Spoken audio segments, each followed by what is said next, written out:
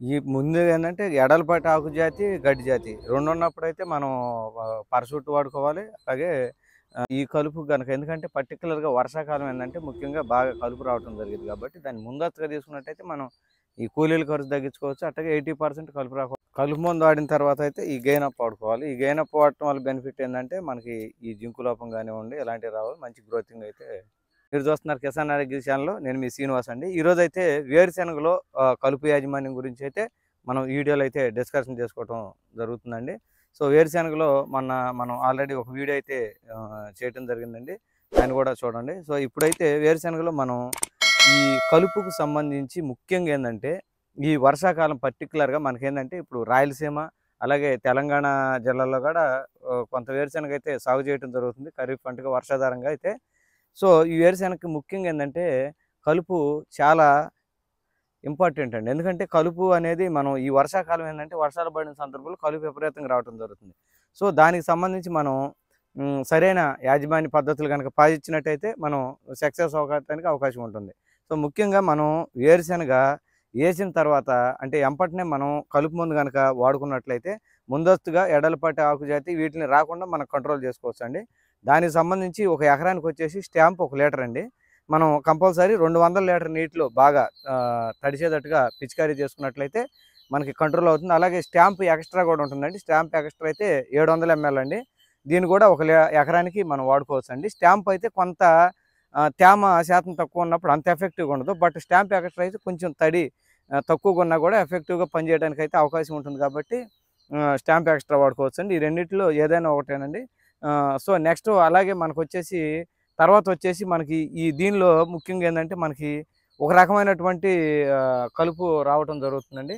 నేను ఇదిగో ఈ వీడియోలో పెట్టినటువంటి కలుపు. ఇది గనక మీకు కనిపించినట్లయితే ముఖ్యంగా దీన్ని మనం కంట్రోల్ చేసుకోవాలంటే మనకి వేలార్ అని ఉంటుందండి. దీంట్లో 2 మందుల యొక్క కాంబినేషన్ అండి ఇది వేలార్ అనేది.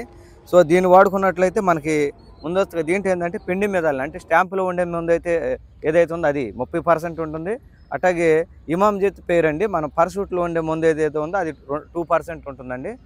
దీన్ని గనుక వాడుకున్నట్టయితే మనకి మీకు ఇవి చూపించేటువంటి కలుపు వస్తుంది. బట్ కానీ అది ఆ చిన్న దశలోనే అంటే మనకి ఇంకా అందరితోనే కంప్లీట్‌గా ఆగిపోయి మనకి నష్టపరకోకుండా అయితే ఆగిపోవటం జరుగుతుందండి. సో, దీన్ని వాడుకోండండి. పర్టిక్యులర్‌గా ఈ కలుపు వచ్చిద్దనుకున్నట్లయితే వాడుకోండి. సో, ఈ 2 కాంబినేషన్ అయినా గానీ బాగానే ఉంటుంది. అలాగే ఒకవేళ మనకి పిచికారీ చేసుకుంటానికి కుదరని సందర్భంలో మనకు గనక వెడలపాటి ఆకుజాతి గనక వచ్చినట్లయితే కంపల్సరీ మీరు ఈ పరషూట్ వాడుకోవచ్చండి. ఎకరానికి వచ్చేసి 250 ఎంఎల్ చొప్పున పరషూట్ 200 లీటర్ నీటిని తగ్గుకోకుండా కలిపి పిచికారీ చేసుకున్నట్లయితే ఇది ఎడలపాటి ఆకుజాతి మీద సమర్థవంతంగా పనిచేయటం జరుగుతుందండి. కానీ ఏదైనా గుర్తుంచుకోండి మనం కలుపు మందులు గనక పిచికారీ చేసే సందర్భంలో కలుపు 4-5 ఆకుల దశలో ఉన్న సందర్భంలో వాడుకున్నట్లయితే తగినంత తేమ కూడా ఉన్న సందర్భంలోనే మనం వాడాలండి. అప్పుడు మనకి 100% కలుపు మందు పనిచేయడానికి అవకాశం ఉంటుంది. అలాగే నీటిని కూడా బాగా తడిసేలాగా 200 లీటర్‌ని తగ్గకుండా వాడుకున్నట్లయితే ఎఫెక్టివ్ పనిచేయడం జరుగుతుందండి. సో, ఒకవేళ మీకు ఎడలపాటి ఆకుజాతి అలాగే కొంచెం గడ్డి జాతి కూడా కనిపించినప్పుడు గడ్డి జాతి ఉన్నట్లయితే కంపల్సరీ మీకు ఈ టర్గా సూపర్ ఏదైతే ఉంటుందో ఈ టర్గా సూపర్ వాడుకోవచ్చండి. టర్గా సూపర్ వచ్చేసి మీకు ఎకరానికి వచ్చి 400 ఎంఎల్ చొప్పున గడ్డి జాతి ఉంటే టర్గా సూపర్ వాడుకోండి. ఒకవేళ గడ్డి జాతి ఆకు జాతి 2 గనక ఉన్నట్లయితే మీరు పీజీ ఫ్లెక్స్ వాడుకోవచ్చండి. పీజీ ఫ్లెక్స్ వాడుకున్నట్లయితే మీకు పీజీ ఫ్లెక్స్ కూడా ఈ ఆకు జాతి గడ్డి జాతి అయితే కంట్రోల్ అవడానికి ఛాన్స్ ఉంటుందండి. పీజీ ఫ్లెక్స్ అయితే 400 ఎంఎల్ అండి. దీన్ని వాడుకున్నట్టయితే మీకు కంట్రోల్ అవుతుంది. సో, ఈ కలుపు కరెక్ట్‌గా ఇదిగోండి ఈ స్టేజ్‌లో ఉన్నప్పుడు మాత్రం కొట్టుకుంటే ఎక్సలెంట్‌గా ఉంటుందండి.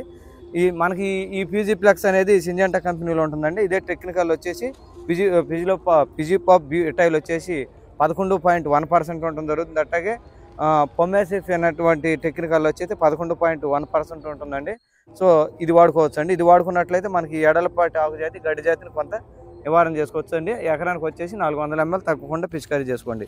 సో, ఈ విధంగా గనక మనం కలుపు మందులు గనక వాడుకున్నట్లయితే మనం కంట్రోల్ చేసుకోవడానికి అవకాశం ఎంతైనా ఉంటుందండి. నెక్స్ట్ వచ్చేసి మనకి ఈ కలుపు మందు వాడిన తర్వాత ఇప్పుడు మనం వీడియోలో ముందు చెప్పినట్టుగా గెయిన్ అప్ అండి. వాడిన తర్వాత మనం ఈ గెయిన్ అప్‌ని గనక వాడుకున్నట్లయితే మనకి ఈ సైడ్ బ్రాంచ్ ఎందుకంటే పరషూట్ అట్లాంటివి కొట్టాం మొక్క ఆగిద్ది.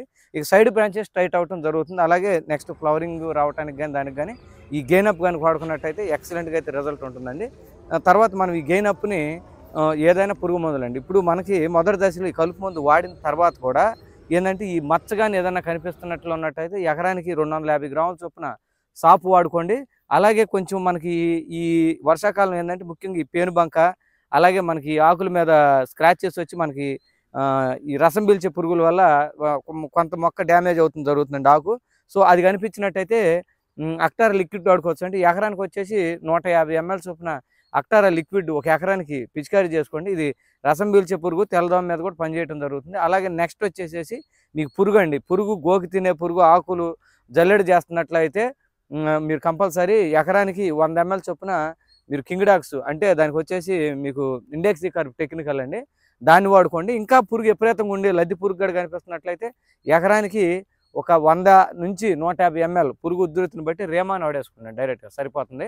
ఈ రేమాన్ కనుక వాడామంటే నివాళరాన్ అండి టెక్నికల్, అది పెడస్టాల్ అని జరుగుతుంది, రేమాన్ అని జరుగుతుంది, దాన్ని కూడా వాడుకోండి.